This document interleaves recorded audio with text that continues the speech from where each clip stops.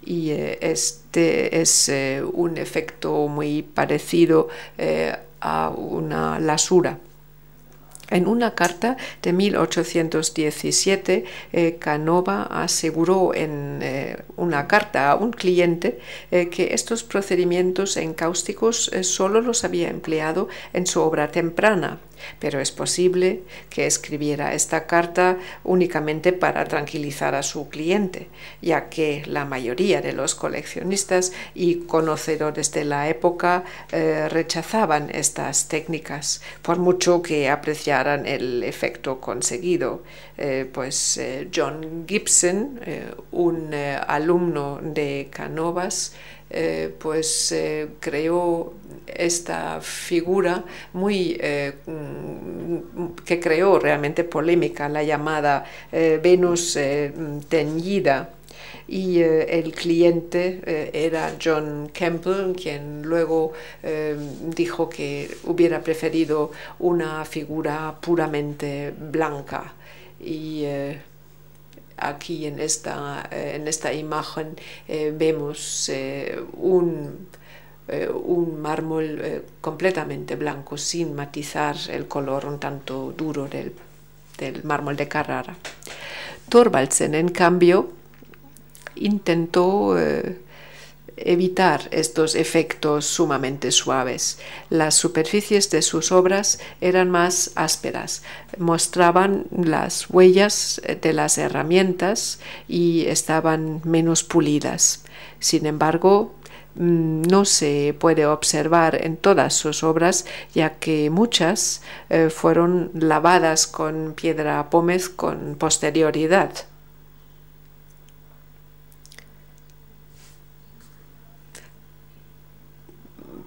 Para adaptar las superficies a las superficies de las obras de Canova. A diferencia de Canovas, Thorvaldsen fue criticado por dejar la mayor parte del trabajo a sus ayudantes, pero es posible que se trate de un juicio infundado, al menos en parte, debido al menos en parte a que Thorvaldsen trabajaba con un planteamiento más moderno, según el cual las huellas dejadas por el trabajo en la piedra eran texturas propias de la obra, que no había por qué borrar por completo, ni siquiera en las encarnaciones. Y sin embargo, pues como ya he dicho, después muchas veces fueron, entre comillas, corregidas con piedra pómez. En su valoración de las esculturas de mármol blanco, los coetáneos de Canova y Thorvaldsen se basaban en la historia del arte de la antigüedad de Johann Heinrich Winckelmann, publicado en 1764. Y un libro de referencia de la época.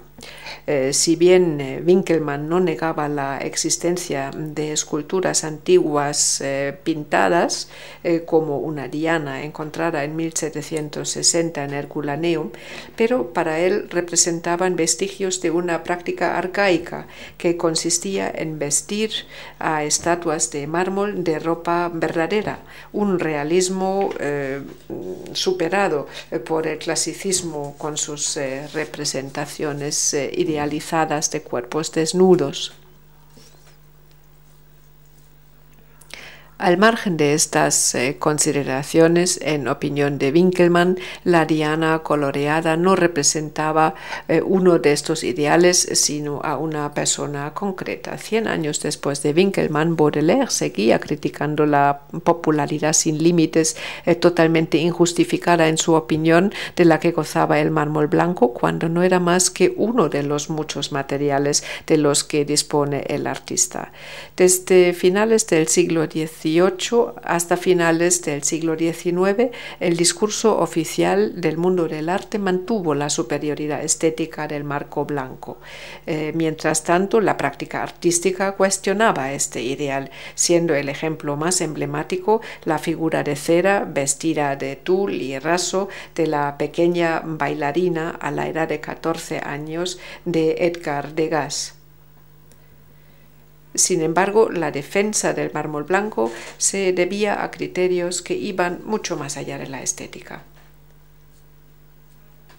Aquí les muestro otro ejemplo muy famoso de la época de Cánovas.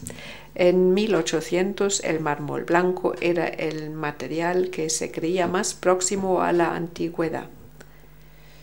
Se argumentaba que la belleza idealizada de las estatuas antiguas que el estilo neoclásico no solo pretendía recuperar, sino incluso superar, resultaba de que trascendían la individualidad.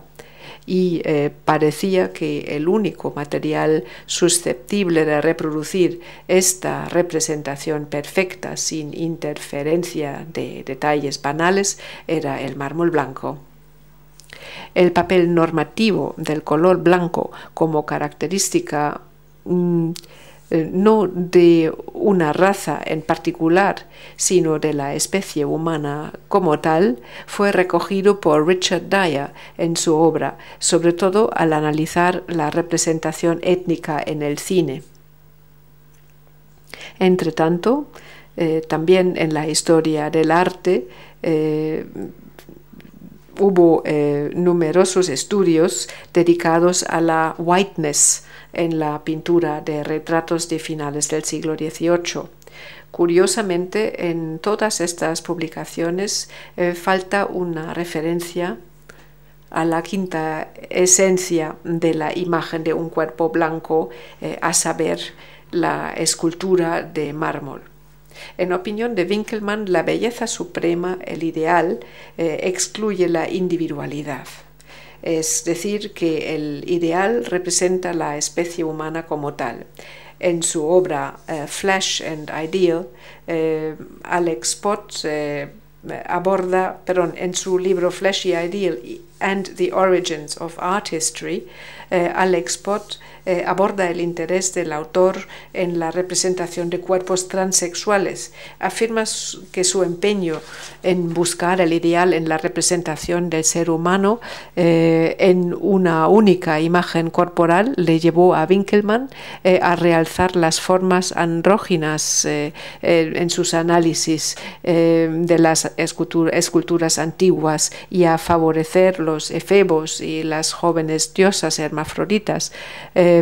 Pero querer representar a toda la humanidad en un solo tipo de cuerpo, para ello no solo hay que tener en cuenta el sexo, sino también la etnia. Y en la escultura, la elección de un color implica la elección del material. El modelo de los dioses blancos y de los ideales abstractos servía de referencia para las esculturas de los representantes terrenales de la humanidad. Muchas veces, como por ejemplo en el caso de Paolina Borghese, hermana de Napoleón, la famosa escultura de Cánovas, se le dotaba de los atributos de los dioses antiguos.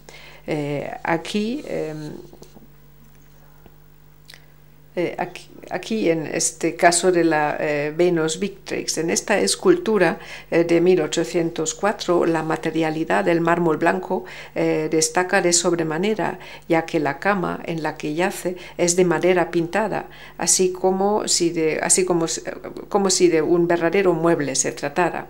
Gracias a esta transustanciación en el material de la inocencia, hasta una Paolina con reputación de ninfómana podía verse purificada hasta cierto punto y rodeada del aura de la idealidad.